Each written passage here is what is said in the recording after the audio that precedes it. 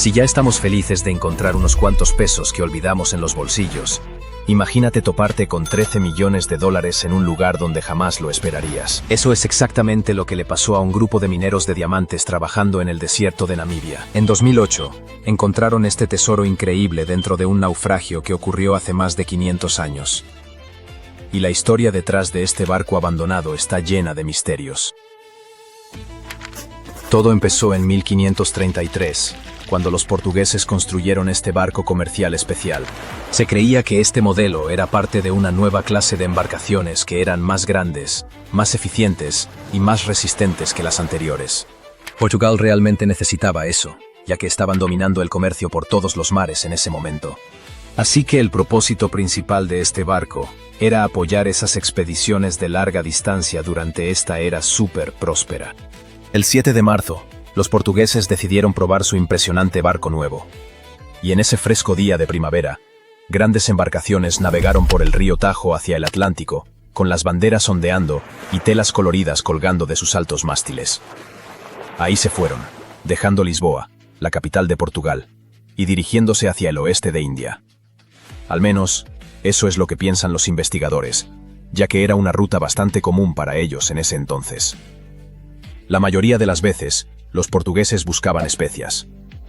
A principios del 1500, era bastante difícil encontrar cosas como canela, jengibre, clavos, pimienta negra y cúrcuma en Europa, así que tenían que ir a India por ellas. Desafortunadamente, uno de los barcos nunca llegó a su destino final. De hecho, para desesperación de la corte portuguesa, esta embarcación desapareció por completo, sin dejar rastro del naufragio. Y nunca encontraron a ninguna de las aproximadamente 300 personas a bordo. ¿Será que se desviaron tanto del rumbo que terminaron en las Américas o en alguna isla en el camino? Bueno, todo era posible. Y el barco, junto con el misterio de su desaparición, se volvió legendario. Adelantémonos más de 500 años hasta 2008. Los mineros de diamantes estaban haciendo lo suyo en una costa cerca de Oranjemund, cuando empezaron a encontrar cosas raras mientras excavaban, como pedazos de metal, madera e incluso objetos extraños que parecían tubos de bronce.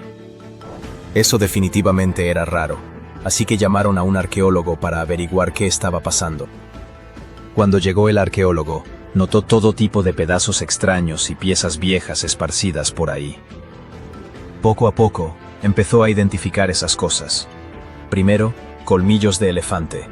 Luego, una pieza de artillería de 500 años. De repente, cayó en cuenta. Esto definitivamente era un naufragio. Pero lo que el arqueólogo no se dio cuenta en ese momento, era que este naufragio resultó ser uno de los más importantes jamás encontrados. En ese entonces, no fue nada fácil convencer a la compañía minera de que los arqueólogos tenían que seguir explorando el sitio. Pero por suerte lo lograron, porque al 6º día de búsqueda, encontraron un tesoro. Y, literalmente, llenaron sus sombreros con más de 11 kilos de una mezcla de monedas de oro españolas y portuguesas. Resulta que este viejo barco abandonado estaba cargado con oro, estaño, colmillos de marfil y más de 18.000 kilos de lingotes de cobre cuando tuvo su trágico y acuático final. De hecho, los especialistas creen que los lingotes de cobre jugaron un papel clave en mantener el naufragio tan bien conservado. La primera razón es medio obvia. Los lingotes de cobre pesaban todo hacia abajo, manteniendo los restos del naufragio en el fondo del océano. Y eso fue genial, porque 5 siglos de tormentas y olas se habrían llevado todo. Pero los lingotes de cobre también fueron importantes por otra razón. Los peces y otras criaturas marinas podrían darse un festín con madera, sacos de yute y zapatos de cuero. Pero el cobre realmente les quita el apetito, lo que significa que muchas cosas sobrevivieron esos 500 años en el fondo del mar, cuando realmente no deberían haberlo hecho. Así que sí, contra todo pronóstico, el tesoro se conservó, y en excelentes condiciones. El oro se veía brillante e intacto. Aunque es imposible probar sin lugar a dudas que acababan de encontrar la legendaria embarcación portuguesa, toda la evidencia apunta a que sí, la encontraron. Una pieza de evidencia viene de un antiguo libro portugués, que dice que entre 1525 y 1600, 21 barcos se perdieron camino a India. Y uno de ellos de hecho se hundió en algún lugar cerca de Namibia, perdiéndose en la vuelta del Cabo de Buena Esperanza. Bingo. Desde ese momento, los expertos han estado revisando los restos, midiendo, fotografiando y escaneando el sitio milímetro por milímetro con un escáner láser tridimensional de alta tecnología. Su objetivo era descubrir qué le pasó a este barco, o al menos acercarse a la verdad. La primera pregunta que tenían que responder era: ¿por qué estaba este barco tan cerca de la costa de Namibia? Estamos hablando de grandes marineros que probablemente sabían que ese tramo de costa era famoso por sus tormentas y niebla. ¿Qué pasó entonces?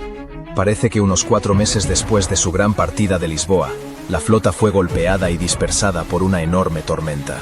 Así que la explicación más probable es que la combinación de mal clima y carga pesada obligó al capitán a encallar el barco a propósito. Según una teoría, soltó las anclas delanteras y lentamente varó el barco. Luego golpeó una roca submarina en las olas, se volcó con las grandes olas, y todos los intentos de liberarlo fallaron. Empezó a desarmarse, comenzando por la estructura superior. En ese momento, el cofre del tesoro cayó de la cabina del capitán y se hundió hasta el lecho marino. Eventualmente quedó aplastado y atrapado, pero también estuvo protegido por un gran pedazo del costado del barco que se rompió cuando el casco se desarmó. Ok, pero ¿qué pasó con la gente a bordo? Las tormentas de invierno en la costa de Namibia pueden ser brutales, con vientos de más de 130 kilómetros por hora y olas enormes, haciendo casi imposible llegar a la orilla. Pero si la tormenta se calmó en algún momento, es posible que el naufragio tuviera sobrevivientes. O sea, sí encontraron algunos huesos de dedos de pie humanos, sugiriendo que al menos una persona no lo logró. Pero estos fueron los únicos restos humanos que se recuperaron. Tampoco encontraron muchas pertenencias personales, lo que lleva a los arqueólogos a pensar que la mayoría de la gente a bordo probablemente llegó a tierra, a pesar de que el barco se desarmó. Pero no podemos decir que esto fue un final feliz. Sí, la mayoría podría haber sobrevivido al naufragio, pero terminaron en uno de los lugares más duros de la Tierra, un tramo vacío de arena y matorrales por cientos de kilómetros. Era invierno, así que tenían frío, estaban mojados y exhaustos sin esperanza de rescate. Nadie sabía que estaban vivos o dónde encontrarlos. Además, ningún barco probablemente pasaría por ahí, ya que estaban lejos de las rutas usuales. Regresar a Portugal parecía imposible. Después de la primera ronda de exploración, los investigadores encontraron que los restos del barco estaban esparcidos en 3 grandes secciones a lo largo de la costa de Namibia. Al final, se recuperaron más de 40 toneladas de carga del sitio, y se encontraron y catalogaron miles de diferentes artefactos, incluyendo plomo, estaño, textiles e incluso algunos instrumentos astronómicos. Así que tal vez te estés preguntando, ¿quién se quedó con el oro? Solo diré que no fue para los mineros ni los arqueólogos. Según los investigadores involucrados, cada moneda fue entregada al gobierno de Namibia. Después de todo, ese es el procedimiento usual para barcos aleatorios encontrados en la playa. Pero este caso no era tan simple porque hay una excepción a esta regla. Si el barco encontrado es un barco estatal, el país que lo posee tiene derecho a recibir el tesoro. En otras palabras, todo lo que encontraron dentro de esta vieja embarcación abandonada, en realidad le pertenecía a Portugal, sin importar que todo pasó hace siglos. Pero los líderes portugueses aparentemente permitieron que Namibia se quedara con todo. La luna brilla con intensidad e ilumina las aguas negras del océano. Una niebla espesa lo cubre con un silencio siniestro. Un silencio que es interrumpido de pronto por el crujido de tablas de madera y el repiqueteo de las olas. A través de la niebla, ves la silueta de un barco viejo y grande. Su casco está oxidado y un frío extraño emana de él. Pero lo más inquietante es que no hay nadie en la cubierta. El barco navega sin tripulación. No se trata del mítico holandés errante, sino de un barco fantasma muy real. 2 de septiembre de 2019. El HMS Protector, un rompehielos de la Marina Real Británica, navega por las aguas tranquilas del Océano Atlántico. Son las 11 de la noche. Parte de la tripulación está en la cubierta, otros duermen en sus cabinas. El capitán hace girar el barco y mira directamente hacia el horizonte. El cielo es iluminado por un crepúsculo naranja y unas nubes flotan a la distancia. De pronto, en medio de este hermoso paisaje, un marinero reconoce la silueta negra de un barco desconocido. El capitán desacelera y desvía el curso para acercarse un poco más a la misteriosa embarcación. Se trata de un viejo buque de carga de 75 metros de largo. Los intentos por contactar a los miembros de la tripulación no consiguen nada. Es como si el navío desconocido flotara en el océano por cuenta propia. No hay nadie a bordo, o por lo menos, no hay nadie con vida. La cubierta del barco cruje al golpear las olas. El sol se hunde bajo el horizonte y la oscuridad aparece. Los marineros británicos no se atreven a subir a esa extraña cubierta. Toman una foto, la suben a internet y se alejan. Muchos usuarios de internet asumirán que el Protector encontró un verdadero barco fantasma. 5 meses después, nos encontramos en la aldea de Ballycotton, en el condado de Cork, Irlanda. Un residente sale temprano de su casa para correr. Música en los auriculares, aire fresco y un recorrido espléndido, las condiciones ideales para un buen entrenamiento. Corre siguiendo el camino de la costa del mar Céltico. Anoche hubo una fuerte tormenta, pero el mar parece tranquilo ahora. El hombre continúa por la cima de un acantilado bajo y descubre una enorme embarcación. Un viejo buque de carga oxidado de 75 metros yace en la playa, en medio de las rocas. No hay nadie a bordo. El barco parece llevar años enteros allí, pero el residente está seguro de que no estaba ahí ayer. Un poco más tarde, se descubre que es la misma embarcación que los navegantes del HMS Protector vieron hace 5 meses a miles de kilómetros de ese mismo lugar. El buque de carga llamado Alta fue construido en 1976. Nadie sabe quién lo utilizó todo este tiempo y con qué fines. Solo se sabe que en 2017 pasó a manos de un nuevo dueño y fue señalizado con la bandera de Tanzania. Es importante mencionar que casi todos los buques de cargo están equipados con SIA o Sistema de Identificación Automática, necesario para rastrear los movimientos de los barcos en el océano. Desde 2015 algo extraño comenzó a sucederle al SIA del Alta. El barco desapareció para los satélites y reapareció más tarde. A lo largo de los últimos años, cambió varias veces de nombre y bandera. No es sorpresa que su SIA se haya apagado y encendido en tantas ocasiones. Se dice que algunas personas hacen esto para ocultar actividades ilegales. El capitán del barco, sea quien fuera, claramente no quería revelar los movimientos del Alta. Para cuando fue detectado en 2017, el Alta había navegado cerca de las ciudades portuarias griegas. Hizo 12 paradas en 3 de esas ciudades en diferentes partes de Grecia. Luego, la señal del SIA desapareció. 10 meses después, reapareció cerca de la costa norte de África, a 2.000 kilómetros de Grecia. En septiembre de 2018, el barco navegaba a unos 2.200 kilómetros al sureste de las Bermudas. Fue entonces cuando los miembros de la tripulación comenzaron a tener problemas. Había 10 personas a bordo del Alta.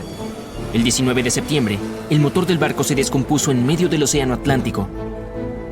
La costa más cercana se encontraba a una gran distancia. El barco perdió el rumbo. Los días pasaron, pero la tripulación no lograba repararlo. Los suministros de comida escaseaban. La tripulación comenzó a entrar en pánico e intentaban contactar a alguien. La situación empeoró cuando se descubrió que un fuerte huracán se acercaba al lugar donde el Alta se había descompuesto. La tripulación se comunicó con la Guardia Costera de los Estados Unidos. El 2 de octubre, un helicóptero partió en dirección al buque y les dejó comida y agua. Con eso debía bastar para que la tripulación sobreviviera varios días. Una semana después, un bote de rescate navegó unos 2.400 kilómetros para dar con el Alta y ayudar a los marineros varados. Poco después del inicio del huracán, los rescatistas estadounidenses tuvieron éxito. Toda la tripulación fue llevada a Puerto Rico. El Alta permaneció a la deriva en el océano. Poco después, otro barco llegó y lo remolcó hacia la costa de Guyana. Fue entonces cuando algo salió mal, otra vez. El barco fue secuestrado. ¿Quién lo hizo y por qué? Todavía es un misterio. Pero después, por alguna razón desconocida, los responsables decidieron abandonarlo a su suerte en medio del océano. Durante casi un año, la ubicación del barco no pudo ser rastreada. Después, en septiembre de 2019, la Marina Real Británica lo encontró. Se desconoce cómo fue que el Alta logró cubrir la distancia del Atlántico y terminar en la costa de Irlanda. Se inició una investigación en este último país. Es necesario identificar al dueño del buque y hallar a alguien responsable para que lo remolque. Pero desde entonces no han encontrado a nadie. En una ocasión, una persona desconocida llamó a las autoridades irlandesas y dijo ser el dueño del Alta, pero no ofreció ningún tipo de evidencia. Se encontraron varios barriles de petróleo a bordo. Para desmantelar el barco, las autoridades tendrán que gastar unos 10 millones de euros. Los residentes locales también están molestos con el naufragio. El metal corroído es malo para el medio ambiente. Y unos chicos ya han subido a bordo. Publicaron un video en internet desde el interior del buque abandonado. El destino del Alta continúa sin resolverse. Aún permanece ahí. Ese barco navegó solo 2 años por el océano. En cambio, imagina si otra embarcación hiciera lo mismo durante 38 años. En todo ese tiempo, nadie logró capturarla, y las personas aún siguen buscándola. Ese barco se llama SS Beichimo. Se trata de un buque mercante propiedad de una empresa comercial canadiense. En 1931, el barco quedó atascado en el hielo cerca de la costa de Alaska. Una fuerte tormenta de nieve se desató.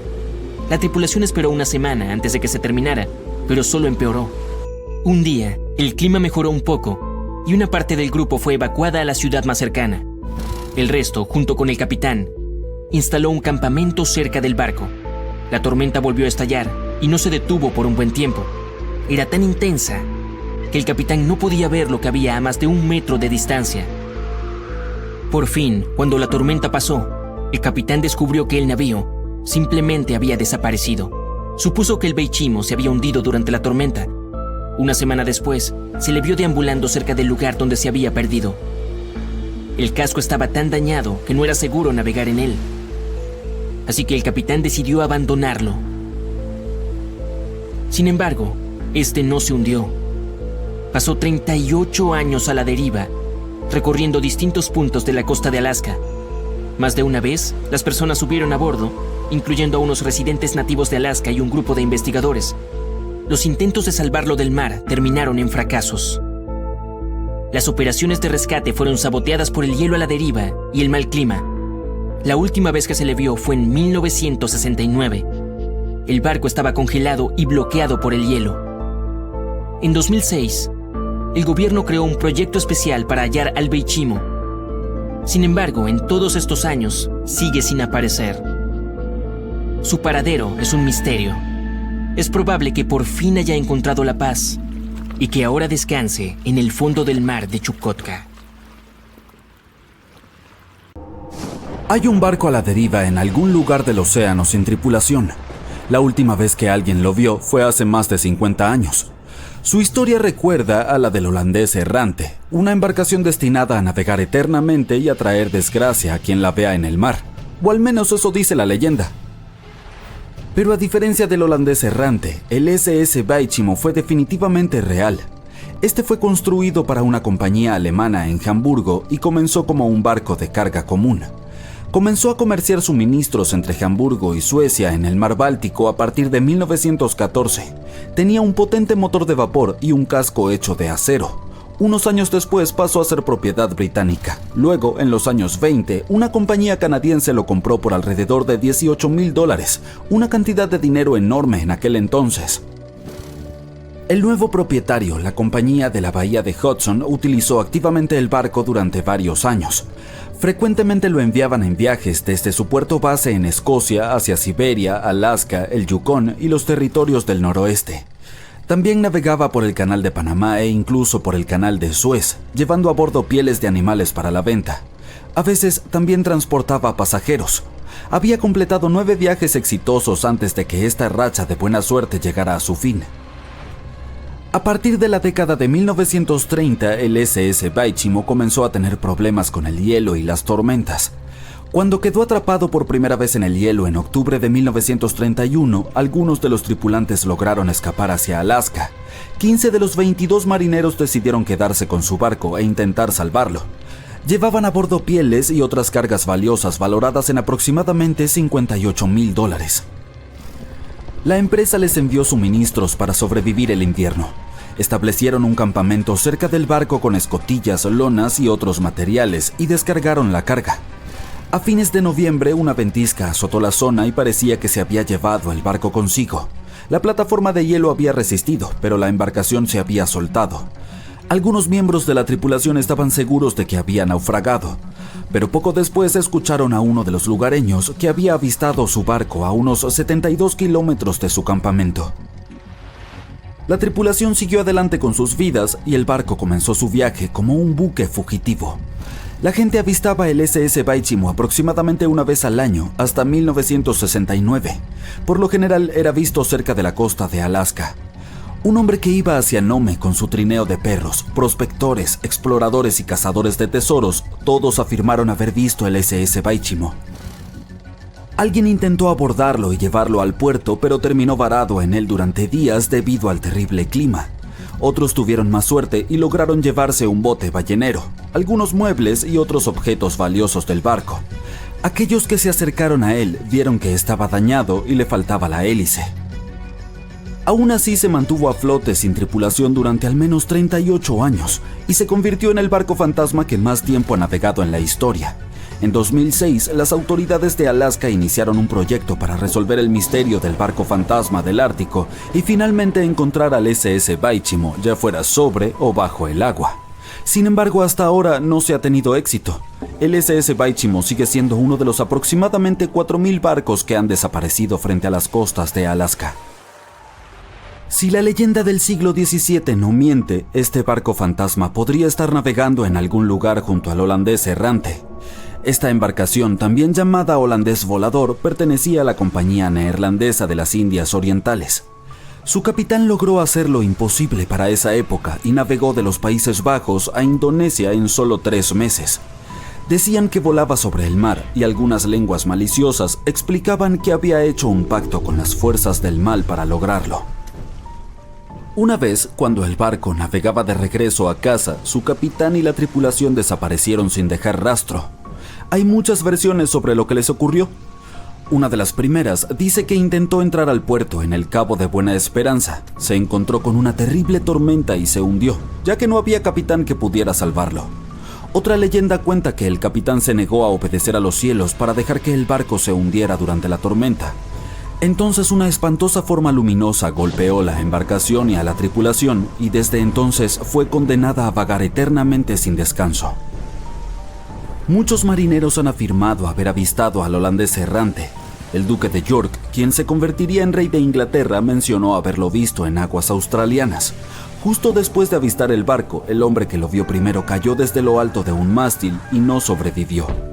Hubo más encuentros con este barco legendario hasta mediados del siglo XX.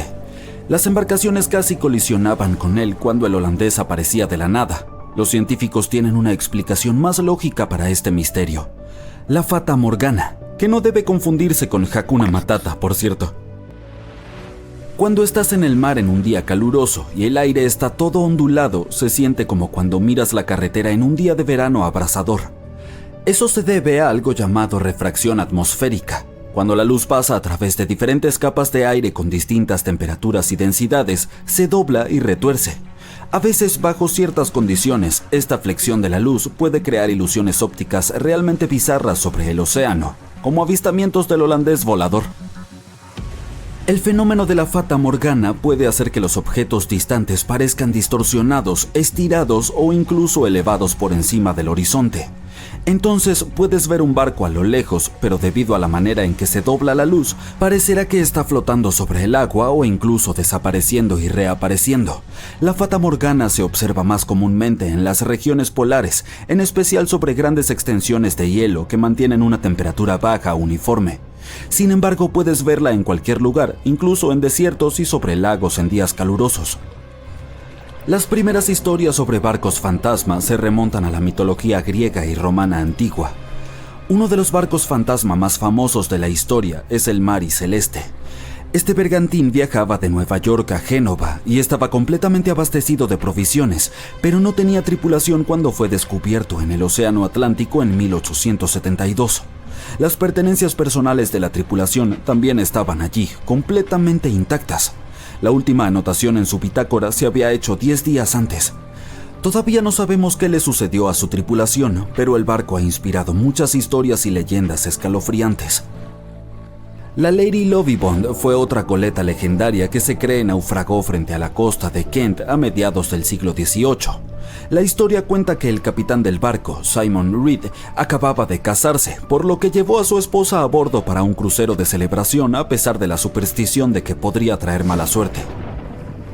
Estaban de camino a Portugal cuando el primer oficial, quien también estaba enamorado de la nueva esposa del capitán, enloqueció por celos. Atacó a otro miembro de la tripulación y luego tomó el timón y dirigió el barco directamente hacia los temidos bancos de arena de Goodwin. Nadie a bordo sobrevivió y se dice que el bergantín reaparece como un barco fantasma cada 50 años.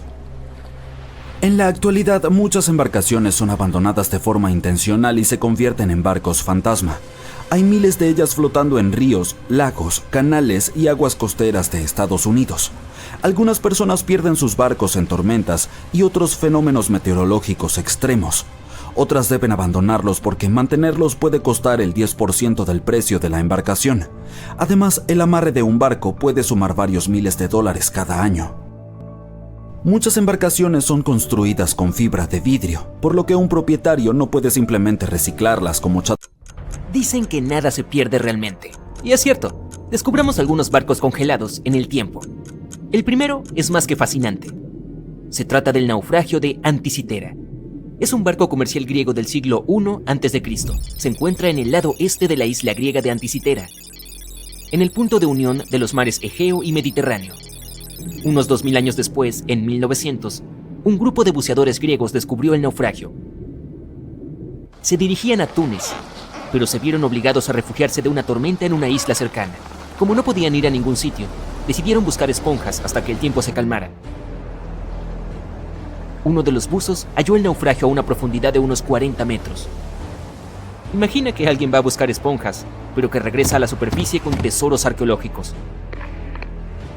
El capitán del barco habló con los funcionarios griegos y ellos enviaron 2 barcos a los restos. La operación de salvamento fue un éxito y los descubrimientos se encuentran ahora en el Museo Arqueológico Nacional de Atenas. Entre los hallazgos se encuentran 3 caballos de mármol de tamaño natural, joyas, monedas y cientos de obras de arte, incluida una estatua colosal de Hércules de 2 metros de altura. Entre estos tesoros, el efebo de Anticitera, una estatua de bronce de un hombre joven, fue el que más llamó la atención, ya que no responde a ningún modelo iconográfico conocido y no se conocen copias de su tipo. Sostenía un objeto esférico en la mano. Los estudiosos tienen diferentes teorías sobre quién podría ser esa persona, pero aún no hay consenso. Más de 70 años después, Jacques-Yves Cousteau y su equipo fueron a la zona y recuperaron cientos de artefactos más, así como los restos de 4 personas. También descubrieron un complejo conjunto de engranajes entrelazados, capaces de predecir el movimiento del Sol, la Luna y varios planetas. El mecanismo también puede indicar la hora de los eclipses solares y lunares con años de antelación.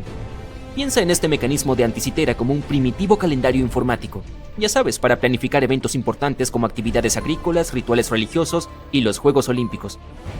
Estos artefactos encontrados en los restos de Anticitera son algunos de los hallazgos más importantes de la arqueología moderna.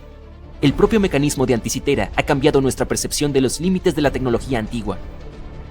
Tiene un diseño sofisticado y fue fabricado hace más de 1000 años. Incluso después de todos estos sorprendentes descubrimientos, los expertos creen que el lugar del naufragio permanece inexplorado en buena medida. Esto se debe principalmente a su ubicación y al paisaje del fondo marino sobre el que descansa el barco.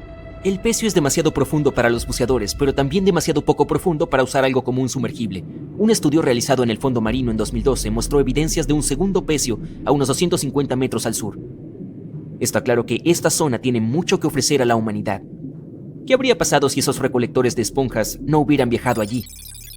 Los científicos encontraron un barco naufragado en la Antártida, en el fondo del mar de Weddell, 107 años después de su hundimiento. El nombre del barco era Endurance, y era el barco perdido del explorador antártico Sir Ernest Shackleton. Los científicos que pusieron sus ojos en él décadas después dicen que se encuentra entre los mayores naufragios no recuperados de la historia, así que filmaron todo el descubrimiento. El video revela los restos del Endurance y demuestra que sigue en un estado extraordinario. Lleva más de un siglo sumergido a 3 kilómetros de profundidad. pero es como si se hubiera hundido hace muy poco. La historia es la siguiente. El barco fue aplastado por el hielo y se hundió en 1915. Shackleton y sus compañeros tuvieron que escapar en pequeños botes salvavidas. A partir de entonces, todo era cuestión de supervivencia. Shackleton logró poner a su tripulación a salvo, pero el barco se hundió. Sí, es una historia impresionante, aunque ¿por qué los científicos aprecian tanto este barco? En primer lugar, la expedición imperial transantártica de Shackleton navegó para realizar la primera travesía terrestre de la Antártida. Sí, la tripulación quedó atrapada en el hielo, pero la intención era importante. En segundo lugar, se trata del propio desafío de hallar el naufragio. El mar de Weddell está casi siempre cubierto por un grueso hielo marino, el mismo que hizo que el Endurance se hundiera. Acercarse al lugar del presunto hundimiento es súper difícil y ni hablar de llevar a cabo la investigación. Los expertos del equipo de exposiciones modernas previeron el momento con la menor extensión del hielo marino antártico utilizando imágenes satelitales. Se dieron cuenta de que el clima estaba a su favor para iniciar una expedición. El Dr. John Shears dijo que han completado con éxito la búsqueda de naufragios más difícil del mundo luchando contra un hielo marino en constante cambio, ventiscas y temperaturas que descienden a menos 18 grados Celsius. Si estas condiciones son las favorables, no puedo imaginar las peores condiciones en la Antártida. Por último, mira esto, es madera. Está en muy buen estado y es posible leer el nombre del barco. Aún es visible. El arqueólogo marino Mensum Bond dice que este es el mejor naufragio de madera que ha descubierto. Tiene una carrera de 50 años, así que le creo. ¿Cómo es que la madera no está podrida? La doctora Michelle Taylor, bióloga de las profundidades polares, asegura que la madera se ha deteriorado poco porque los animales que comen madera no se encuentran en esta región libre de bosques de la Antártida. Los trabajadores de una mina de carbón en el este de Serbia descubrieron 3 naufragios que llevaban allí al menos 1300 años. El mayor de los naufragios es una antigua flota romana. Tiene unos 15 metros de largo y un fondo plano. Se calcula que el barco podía llevar una tripulación de 30 a 35 personas. Y observando el casco se pueden ver las marcas de las reparaciones. Vaya, tuvo una larga carrera. Nos ofrece un panorama de la vida hace más de 1000 años. Las 2 embarcaciones más pequeñas, por otro lado, coinciden con las descripciones de barcos utilizados por grupos eslavos para atacar la frontera romana. Han sido descubiertas debajo del lodo y la arcilla en el lecho de un antiguo río. Al parecer, en aquellos tiempos había una base romana en un lugar llamado Viminacium. Curiosamente, Viminacium era una capital de provincia con unos 40.000 habitantes en el siglo IV después de Cristo. A modo de comparación, era aún más grande que Pompeya. La mina de carbón de Kostolac es un centro de joyas ocultas. Los arqueólogos ya habían encontrado aquí pruebas de actividad humana y animal. Por ejemplo, en 2012 los expertos hallaron huesos de al menos 5 mamuts lanudos que se extinguieron hace unos 10.000 años. Unos arqueólogos han encontrado un barco 150 años después de su desaparición en las aguas del Ártico canadiense. Este buque mercante se llama HMS Investigator. Fue adquirido en 1848 para buscar el barco del explorador Sir John Franklin, que se perdió en la expedición del Paso del Noroeste. Así, el HMS Investigator partió de Gran Bretaña en 1850 para esta operación de rescate, dirigida por Robert McClure. El capitán se dio cuenta de que se encontraba en la etapa final del Paso del Noroeste, la ruta marítima a través de América del Norte. Sin embargo, antes de que pudiera adentrarse en el mar de Beaufort, el barco de 122 toneladas se atascó en el grueso hielo. La tripulación pasó el invierno en el estrecho del Príncipe de Gales. En el verano siguiente, McClure intentó, una vez más, navegar hasta el final del paso, pero el hielo volvió a bloquearle el camino. La tripulación se vio obligada a abandonar el barco por segunda vez. McClure los llevó a la Bahía de la Misericordia y allí permanecieron hasta 1853, cuando la tripulación del HMS Resolute los rescató. Imagínalo, una tripulación de 60 personas tuvo que pasar 3 inviernos en el Ártico sin saber si sobrevivirían. Más tarde, el barco fue hallado en posición vertical a una profundidad de unos 11 metros. Estaba en muy buen estado. El agua del Ártico impidió que la cubierta exterior se deteriorara rápidamente. El contorno del barco y su madera pueden apreciarse sin problemas. Además, los arqueólogos han descubierto artefactos en tierra abandonados por los marineros. Habían descargado todo antes de abandonar el Investigator. También han descubierto 3 tumbas de marineros y un naufragio de la Marina Británica en la zona. Me pregunto qué más podrían encontrar allí. No importa lo que pase, no te detengas. Estamos a punto de conseguirlo. Dos buscadores de tesoros están excavando la tierra congelada en un campo de maíz por la noche. Llueve intensamente, los rayos iluminan el cielo, pero estos dos hombres siguen trabajando. Y ahora la pala golpea algo sólido. No puede ser, un cofre con un tesoro. Comienzan a cavar más rápido y encuentran una pieza del motor de un barco. ¿Qué es esto? Lejos de los mares y lagos, en algún lugar debajo de los campos de la ciudad de Kansas, hallaron un gigantesco barco hundido. ¿Cómo es posible? Ahora lo verás. Algunas personas pasan su vida buscando naufragios con tesoros bajo tierra. Uno de ellos es el explorador David Hawley. Ha estado buscando barcos hundidos lejos de los mares, ríos y océanos durante muchos años. Hace esto porque le gusta la sensación de aventura. Las bodegas de estos barcos a veces contienen cofres de oro, antigüedades y artefactos raros, y puedes conseguir mucho dinero por ellos. David dice que no es necesario adentrarse en el océano para encontrar un barco hundido. Pueden estar enterrados en tu patio trasero. Pero ¿por qué los barcos acaban bajo tierra entre campos, granjas y llanuras? Descubrámoslo usando el ejemplo del barco de vapor Great White Arabia. Según antiguos registros y recortes de periódicos, este barco transportaba alrededor de 200 toneladas de tesoros antes de hundirse en 1856. Muchos rumores y leyendas locales decían que el barco estaba oculto bajo tierra a unos pocos kilómetros al noreste de la ciudad de Kansas. Estaba allí porque la gente alteró deliberadamente el lecho y los canales del río Missouri en la segunda mitad del siglo XIX. Acercaron de manera artificial las orillas entre sí. Estrecharon el río para aumentar la velocidad del flujo, así los barcos podrían navegar mucho más rápido. En el siglo XIX, los barcos de vapor eran el medio de transporte de pasajeros y mercancías más popular. Antes de los ferrocarriles, extendieron la frontera occidental a través de los ríos Mississippi y Missouri y llevaron suministros a la gente. Por eso era tan importante aumentar la velocidad de su movimiento. Así, el 5 de septiembre de 1856, el Arabia navegaba por dicho estuario. Se encontró con un obstáculo que sobresalía del agua.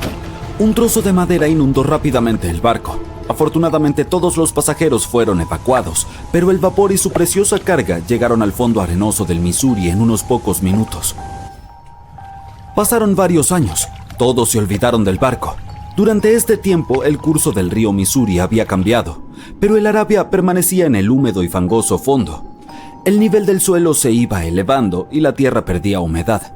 Finalmente, muchas décadas después, se formó un campo de maíz sobre el naufragio. En los años 80, un granjero era dueño de esta zona y no tenía idea de lo que estaba escondido en su territorio. David Hawley estudió con cuidado la historia de los barcos hundidos de los Estados Unidos. Sabía que cientos de barcos de vapor habían terminado bajo el agua en todo Missouri, pero sobre todo le interesaba el Arabia, ya que había rumores de que estaba lleno de oro y otras cosas valiosas.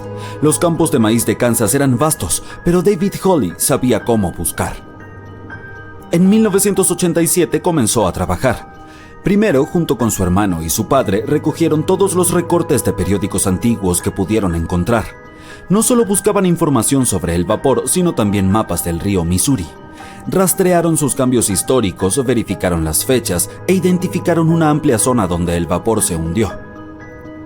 A continuación, utilizaron pruebas electromagnéticas y otros estudios geológicos para analizar el suelo y encontrar el lugar correcto. Buscaron diferencias en la humedad y la densidad del terreno. Luego recorrieron el territorio con potentes detectores de metal y así, para el otoño de 1988, habían determinado la ubicación del barco de vapor. El Arabia tenía el tamaño de una cancha de fútbol. Este gigantesco buque yacía 14 metros bajo tierra. Pero antes de comenzar a excavar, tuvieron que pedirle permiso al dueño del campo de maíz. Para el agricultor, esta noticia fue una gran sorpresa. Aceptó con la condición de que las excavaciones se completaran para la primavera, de modo que pudiera sembrar una nueva cosecha. Excavar un barco gigante en invierno es mucho más difícil y costoso que en otras estaciones. Incluye costos adicionales de equipamiento, electricidad y calefacción. El equipo trabajó día y noche. Financiaron las excavaciones con su propio dinero. Cada uno invirtió más de $10,000 y sacó un préstamo bancario. Finalmente notaron los primeros detalles del barco. Las palas golpearon las enormes calderas del motor y la cubierta. El objetivo se había logrado. La mayor parte de la carga que se encuentra dentro de los barcos hundidos está cubierta de óxido, caracolas, lodo y está gravemente dañada. Sin embargo, el contenido de la Arabia estaba en excelente estado, considerando que el barco se había hundido hacía 130 años. Desafortunadamente no encontraron los cofres de oro. Sin embargo, obtuvieron varias toneladas de cargas valiosas como artículos domésticos de personas que vivieron a mediados del siglo XIX. Era una cápsula del tiempo. El barco transportaba suministros para cientos o miles de personas, y todas estas cosas estaban perfectamente conservadas. Por ejemplo, podían ver con claridad la marca estampada Goodyear Rubber Company en un zapato de goma. Mientras más se prolongaban las excavaciones, más cosas encontraban David y su equipo. En los barriles hallaron platos del siglo XIX, estaban intactos y utilizables. Además, había ropa limpia, miles de pares de zapatos, arpones, sartenes y paraguas. El barco transportaba mercancías para abastecer a unas 16 pequeñas localidades. Es cierto, no es oro, pero estos artefactos también son valiosos. El contenido del barco podría valer millones. Sin embargo, la tripulación no pensaba venderlo. Crearon un museo en el sitio de un antiguo mercado de frutas en Kansas. Si vas allí, de inmediato te sentirás como si estuvieras en una tienda del siglo XIX. Hay miles de artículos en buen estado. Incluso las cerillas están lo suficientemente secas como para encender. Le tomó a David muchos años presentar la colección completa del barco de vapor.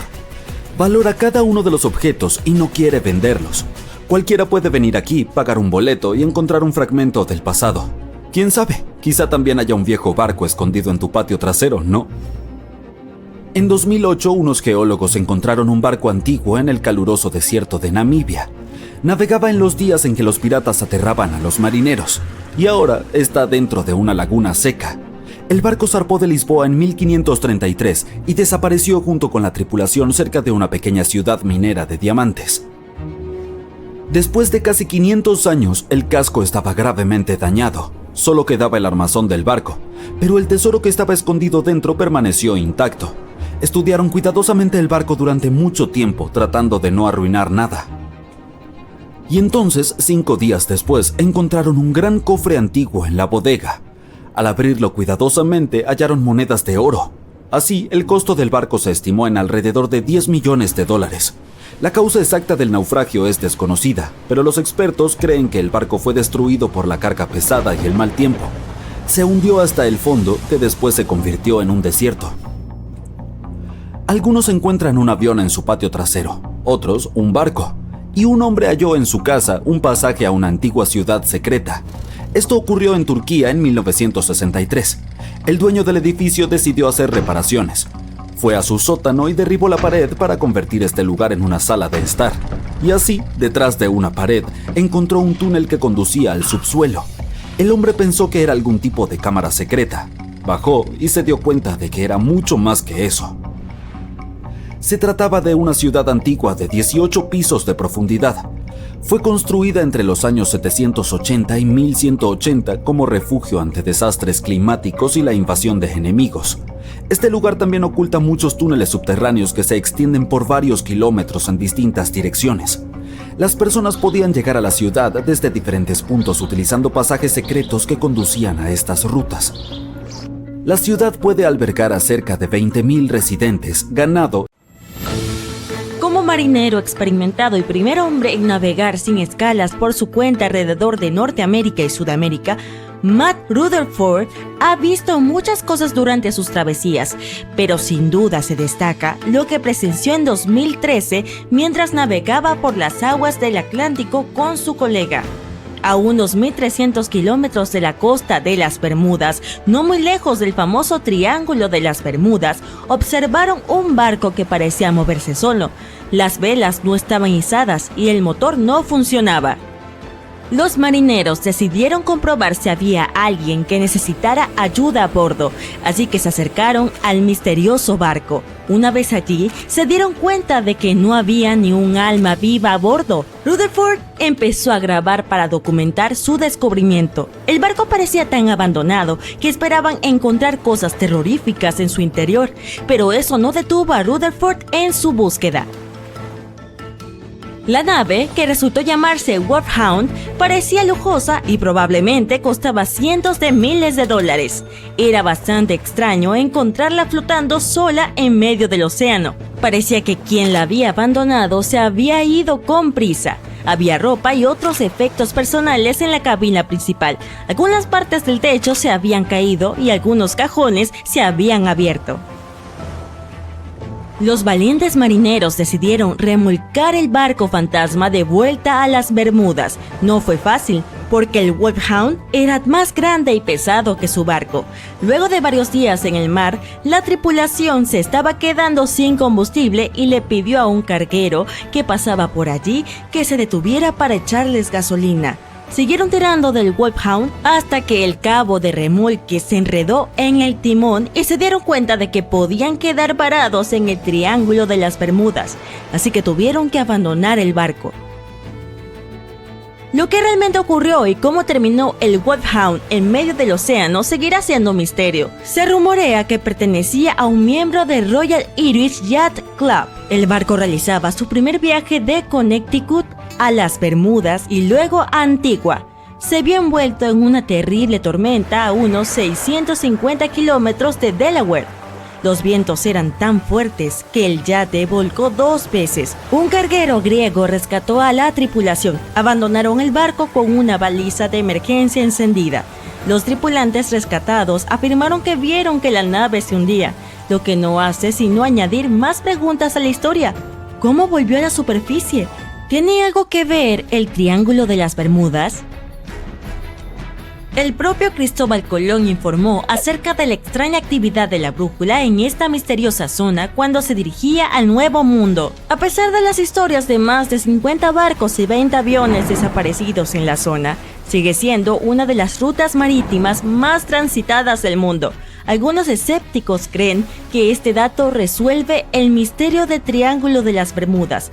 Podría tener sentido, porque cuanto más transitada es la zona, más accidentes ocurren. Pero claro, no es el número de desapariciones lo que hace que el lugar sea tan misterioso, sino la falta de explicaciones y los restos perdidos para siempre. El primer barco confirmado que desapareció en el Triángulo de las Bermudas fue el USS Pickering. En 1800 zarpó de Estados Unidos rumbo a las Indias Occidentales. El buque navegó hacia el Triángulo de las Bermudas junto con su tripulación de 90 hombres.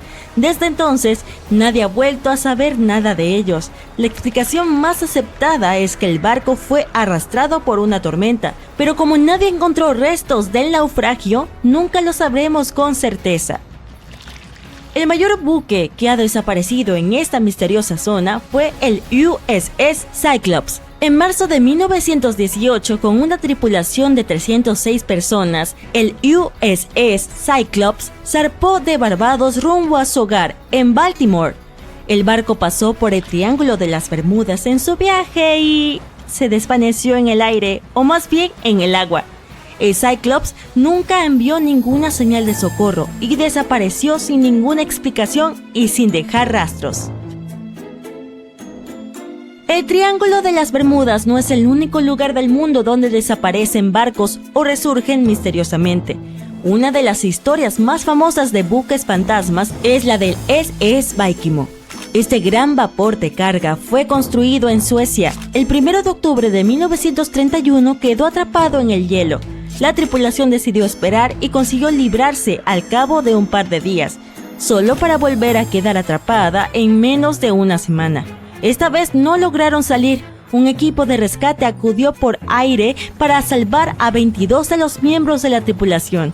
Otros 15 se quedaron en un refugio de madera que construyeron no muy lejos del barco. Su plan era esperar a que pasara el invierno y volver a bordo. A finales de noviembre, una fuerte ventisca azotaba la zona. Cuando terminó, el Vikimo parecía haber desaparecido con la tormenta. El capitán consideró que debía haberse roto y hundido, pero unos días después, un cazador les informó que había visto el barco a unos 70 kilómetros de su campamento. La tripulación consiguió encontrarlo y se llevó la carga más valiosa de su bodega.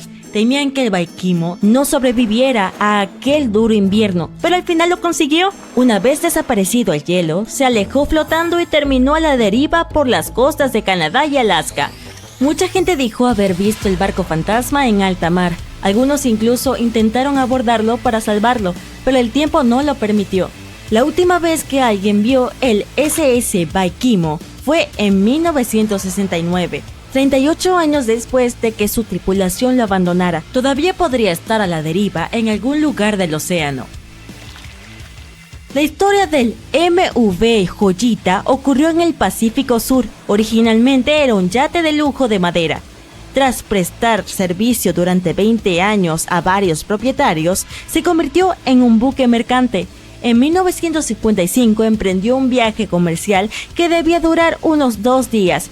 Cuando no llegó a su destino a tiempo, nadie se preocupó al principio, ya que en aguas abiertas puede haber contratiempos. Pero un día más tarde, sin señales de socorro del Joyita, era evidente que algo grave le ocurría. Había 25 personas a bordo y sus familias querían encontrarlas. Un equipo de búsqueda y rescate trabajó duro durante 6 días, buscando el barco o al menos sus restos en un área de casi 260.000 kilómetros cuadrados. Es decir, 1,5 veces más grande que Florida. Lamentablemente la misión tuvo que regresar sin ningún resultado. Parecía que el Joyita había desaparecido sin dejar rastros. Un mes más tarde, otro buque mercante avistó al Joyita a la deriva en el océano, a kilómetros y kilómetros de su ruta original, y ninguno de los tripulantes o pasajeros estaban a bordo. La carga también había desaparecido. Los botes salvavidas tampoco estaban, así que la gente debió escapar del barco con la esperanza de salvarse. Resultó que la tripulación había estado intentando conseguir ayuda mientras sintonizaban la radio en el canal internacional de socorro, pero un cable dañado no les permitió enviar la señal a más de 3 kilómetros. Aparentemente, cuando abandonaban el barco, la tripulación se llevó el diario de viaje y aún no sabemos qué le pasó exactamente al Joyita. Los familiares de quienes iban a bordo siguen buscando respuestas. Un profesor afirma que debió ser una tubería corroída la que goteó e inundó el barco, pero lo más probable es que nunca lo sepamos con certeza. En el Océano Pacífico, cerca de Japón, hay una zona apodada el Mar del Diablo. Se cree que es uno de los 12 vórtices viles que rodean la Tierra.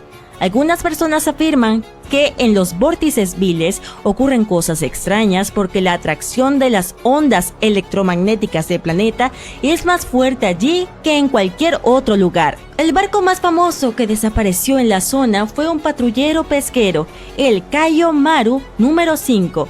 En 1952, el buque se dirigió allí para investigar las naves que habían desaparecido anteriormente y se desvaneció junto con 31 tripulantes. Los científicos no creen que se trate de una desaparición misteriosa.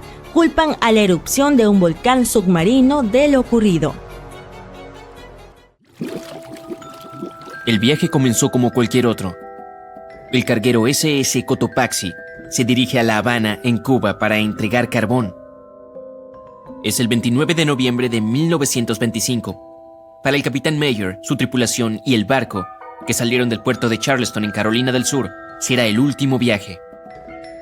Su ruta atravesaba el Triángulo de las Bermudas. 2 días después de haber zarpado, el Cotopaxi envió una señal de auxilio. Había sido víctima de una fuerte tormenta tropical que lo había llevado a volcar. El viento era muy intenso y venía acompañado de unos poderosos relámpagos. La lluvia llenó progresivamente la bodega del barco. De pronto hubo un destello blanco y el barco desapareció sin dejar rastro. Sus restos fueron hallados en el desierto de Gobi, en una punta completamente diferente del planeta. Los 32 miembros de la tripulación, incluyendo el capitán, desaparecieron. Por supuesto, la parte del desierto de Gobi es ficción. Para una de sus películas, Steven Spielberg imaginó que el barco había sido trasladado por alienígenas. En la vida real, el barco no fue encontrado y no volvió a saberse nada de la tripulación. Se lo declaró oficialmente desaparecido y nadie logró hallar los restos. Parece uno de esos clásicos casos de fenómenos misteriosos en torno al Triángulo de las Bermudas, pero la mayoría de los misterios se resuelven tarde o temprano. En 2020, el Cotopaxi fue hallado. Un hombre llamado Michael Burnett se había mudado a Florida para estudiar naufragios en la costa. Uno en particular llamó su atención. Era mucho más grande que el resto, y las personas de la zona lo llamaban naufragio del oso. Se encontraba a unos 65 kilómetros de St. Augustine, al norte de Florida, pero nadie había logrado identificar la misteriosa embarcación. Y así, Michael comenzó a hacer trabajo de detective. Midió los restos y revisó toda la información que logró encontrar. Repasó cientos de periódicos viejos y registros de seguros y echó un vistazo a los artefactos que formaban parte del naufragio. Tras cientos de horas de trabajo duro, Michael quedó convencido, era el Cotopaxi. Pero desde hacía unos años, corría el rumor de que el mismo barco había aparecido en la costa de Cuba. La Guardia Costera había encontrado los restos de un carguero de un tamaño similar y muy parecido al barco desaparecido en 1925. Michael estaba seguro de que se equivocaban, así que unió fuerzas con unos periodistas científicos y siguió investigando. Pronto descubrieron algo que parecía confirmar las sospechas. Los buzos hallaron válvulas de latón cerca de los restos con las letras SB. A Michael se le ocurrió que las iniciales podían referirse a la Scott Valve Manufacturing Company.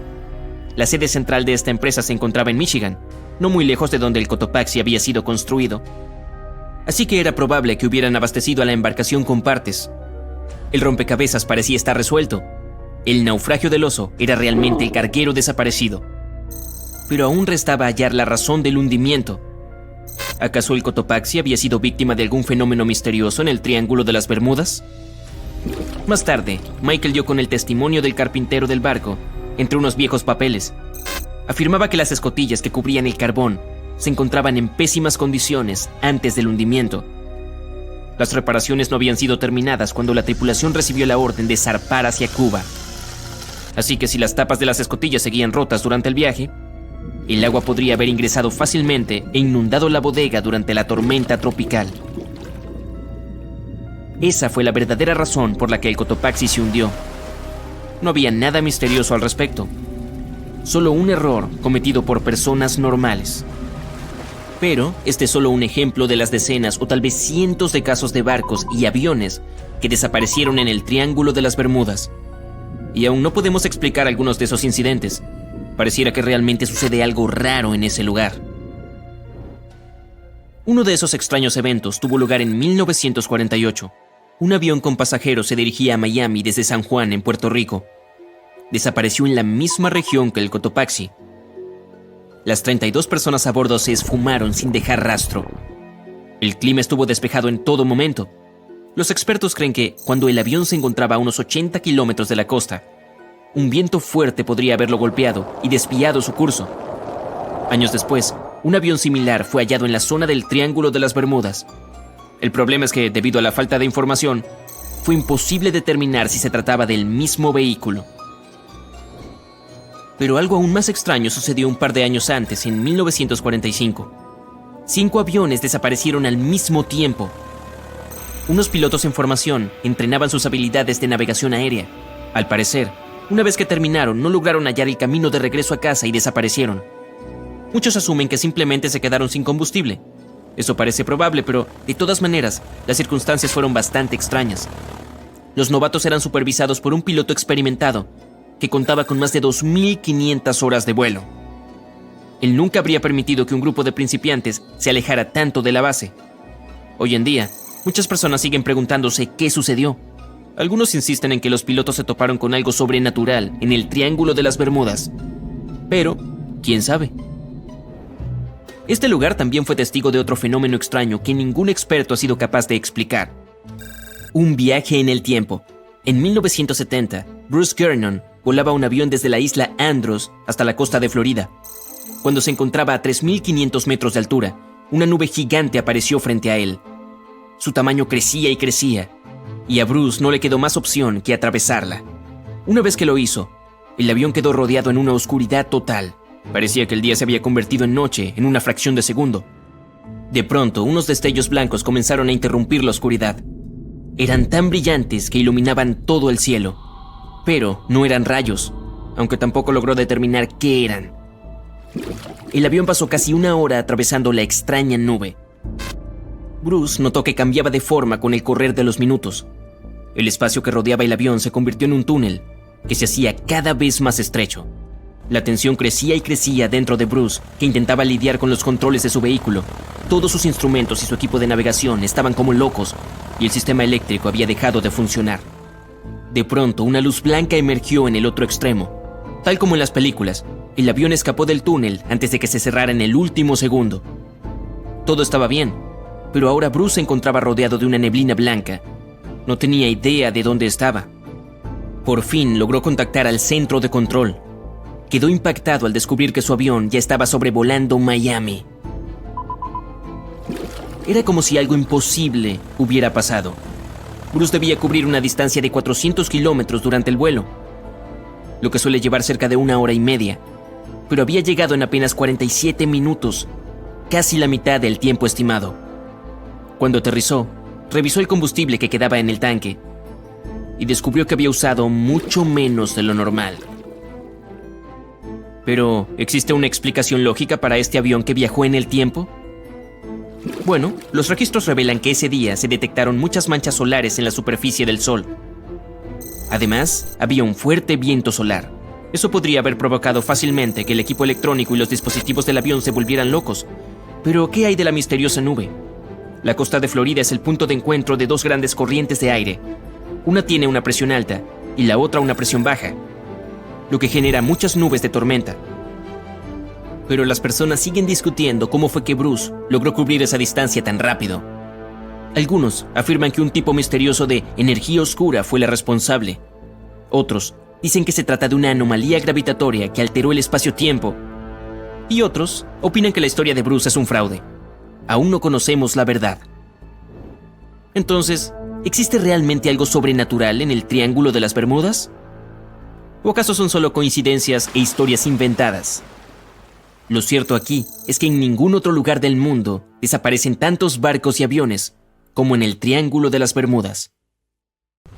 Los barcos de Nemi eran embarcaciones enormes, construidas por los romanos hace más de 2000 años, con pisos de mármol, mosaicos coloridos e incluso plomería para baños lujosos. A diferencia de los barcos típicos de su época, usados para transporte o batallas, estos eran verdaderos palacios flotantes. Pero los barcos de Nemi no eran solo proezas de ingeniería y lujo romano. Su historia es increíble. Perdidos, encontrados y perdidos de nuevo. Estas naves se convirtieron en el centro de una saga misteriosa que ha desconcertado a los historiadores durante siglos. Lo primero extraño sobre ellos tiene que ver con dónde los encontraron. Estos enormes barcos de madera yacían en el fondo del lago Nemi, un lago volcánico de aguas tranquilas ubicado a unos 30 kilómetros al sur de Roma. Durante siglos, los pescadores locales sabían de los naufragios y se dice que se aprovechaban de eso. Usaban ganchos para sacar piezas y artefactos de los barcos de Nemi y los vendían en los mercados. Eso continuó hasta 1446, cuando algunos nobles decidieron que ya era suficiente y comenzaron a investigar las leyendas sobre los barcos de Nemi. Se dieron cuenta de que no era solo un cuento. Ambas naves estaban a unos 18 metros de profundidad en el lago, y desde ahí, el misterio solo creció. Si lo piensas, 18 metros no es tan profundo, y el lago Nemi es bastante pequeño. Solo 1,5 kilómetros de ancho y unos 30 metros de profundidad. Entonces, ¿por qué construir barcos tan enormes en un lago tan pequeño? No tiene mucho sentido, especialmente cuando descubrimos quién los construyó. El emperador romano Calígula. Ya sabes, el conocido por ser uno de los líderes romanos más crueles e impredecibles. Pero algo en lo que casi todos coinciden era su gusto impecable por todo lo extravagante. Calígula gastaba dinero como loco. Se asume que agotó todo el tesoro imperial en un año, con festivales lujosos, banquetes y consintiendo animales. Sí, supuestamente alimentaba a su caballo favorito con avena mezclada con hojuelas de oro. En fin, amaba el exceso.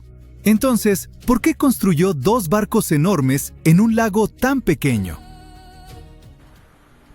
Los expertos creen que Calígula pudo haberlos construido ahí por la conexión del lago con Diana, la diosa de la caza, la luna y la naturaleza, a quien se veneraba en un santuario en la orilla norte del lago.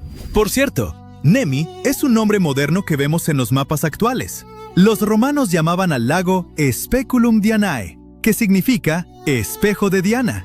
Así que es posible que Calígula lo viera como el lugar perfecto para esconderse y anclar sus barcazas de placer. Quería palacios flotantes extravagantes, y eso fue exactamente lo que obtuvo. La Prima Naya, que significa primer barco, era una embarcación enorme de unos 70 metros de largo. Es casi tan grande como el avión de pasajeros más grande de hoy, el Airbus A380. El casco estaba dividido en 3 secciones, con la parte trasera más ancha y la delantera más angosta.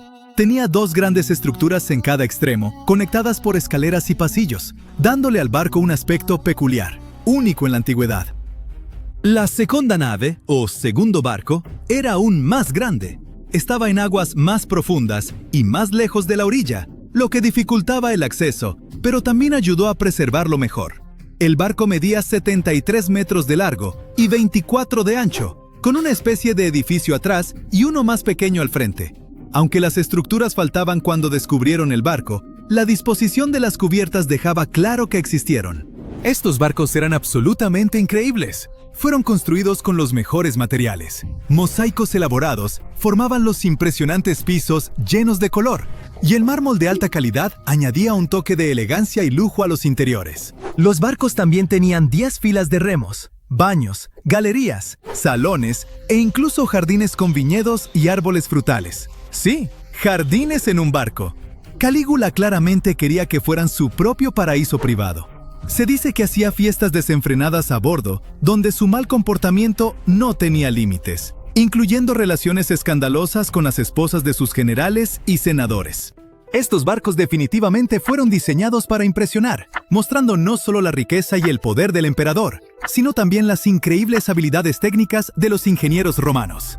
La evidencia sugiere que las naves tenían tecnologías que creíamos no se habían desarrollado hasta después. Tenían sistemas de plomería avanzados, y algunas fuentes sugieren que incluso tenían agua corriente. Hay evidencia de tuberías de bronce y drenajes de plomo, lo cual es una locura para barcos del siglo I. Otra cosa es que las vigas de madera estaban cubiertas de plomo para alejar a las bromas, esos pequeños moluscos famosos por hacer túneles y digerir la madera. Pero los esfuerzos de los ingenieros fueron algo inútiles en este caso, ya que las bromas no viven en agua dulce. También hay una teoría de que uno de los barcos tenía una plataforma giratoria. Aún no sabemos su propósito exacto, pero pudo usarse para la presentación rotativa de una estatua, probablemente de Diana, o para entretenimiento, como invitados disfrutando su comida mientras giraban lentamente admirando la vista. ¿Quién sabe? Todos estos hallazgos han llevado a los expertos a creer que los barcos fueron construidos principalmente para recreación o rituales antiguos, o tal vez ambos. Básicamente, el verdadero propósito de los barcos de Nemi sigue siendo un misterio, porque no hay documentación histórica sólida al respecto. Ahora, aunque estos barcos eran maravillas tecnológicas, no duraron mucho.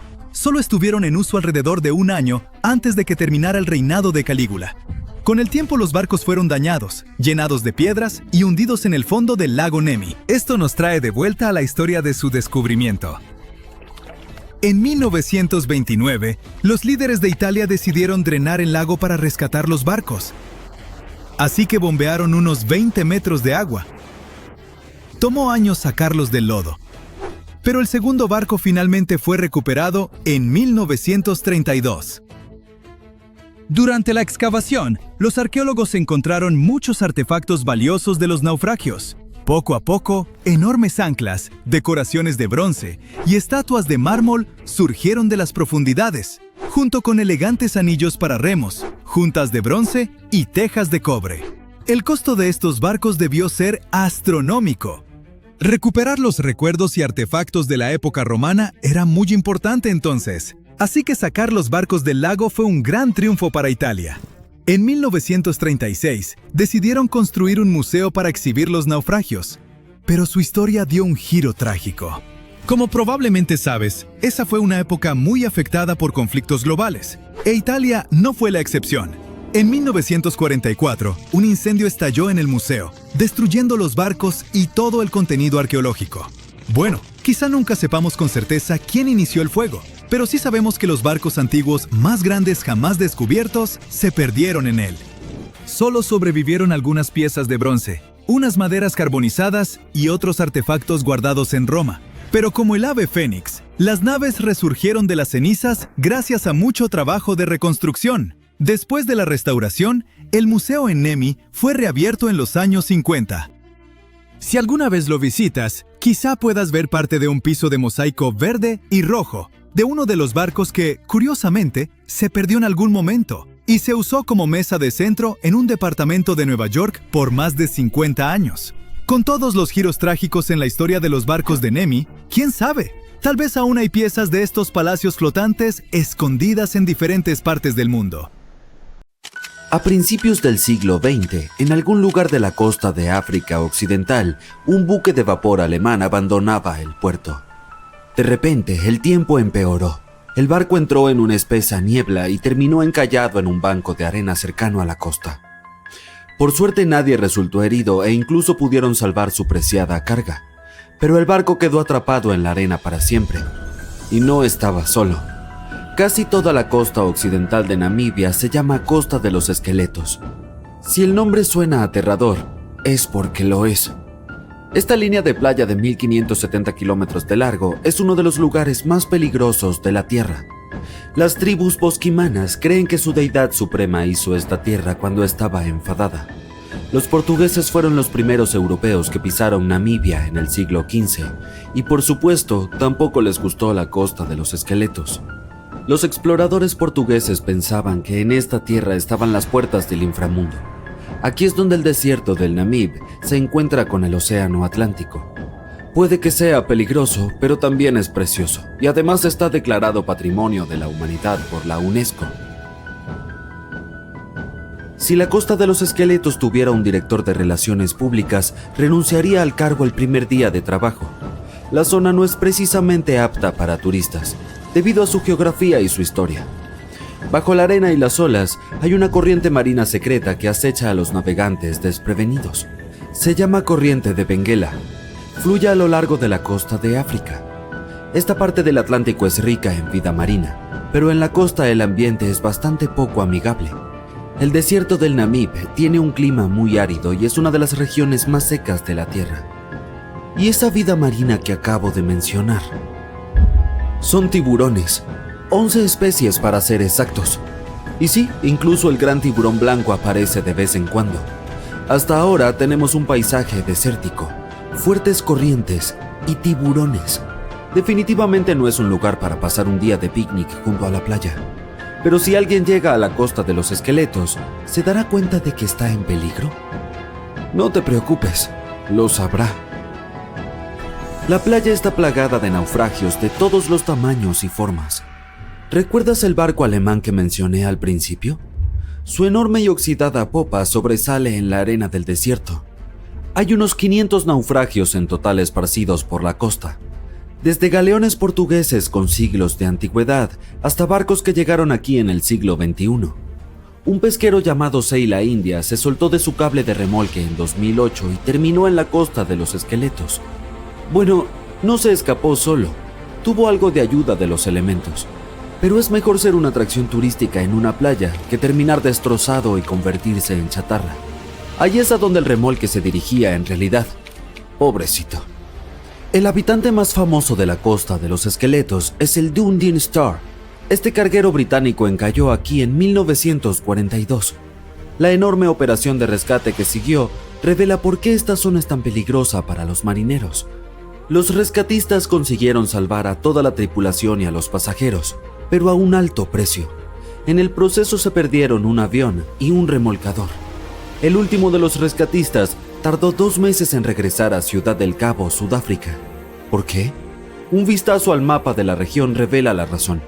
Existe un interminable mar amarillo, la arena. Aquí hay muy pocas carreteras, así que es difícil llegar a la Costa de los Esqueletos por tierra. También hay obstáculos legales. Se necesita un permiso especial para transitar por esta zona. Pero los esqueletos del nombre no solo se refieren a barcos, también representan huesos de animales. La mayoría pertenecían a ballenas y focas. Muchos animales se han adaptado a este hábitat, así que leones y hienas recorren las costas en busca de comida. Bueno, ahora también tenemos leones hambrientos, como si los tiburones no fueran suficientes. Otros animales con residencia temporal en la Costa de los Esqueletos son elefantes, guepardos, leopardos y jirafas. En 1971 las autoridades namibias crearon aquí un parque nacional, pero salvo por los surfistas que buscan un subidón de adrenalina, no recibe muchos visitantes. Se entiende por qué. El desierto del Namib es el más antiguo del mundo y tampoco es muy turístico. Quienes viajen a la región deben llevar protector solar y una chaqueta de invierno. Una combinación extraña, ¿verdad? Bueno, no tanto si se piensa que durante el día las temperaturas se disparan por encima de los 45 grados centígrados.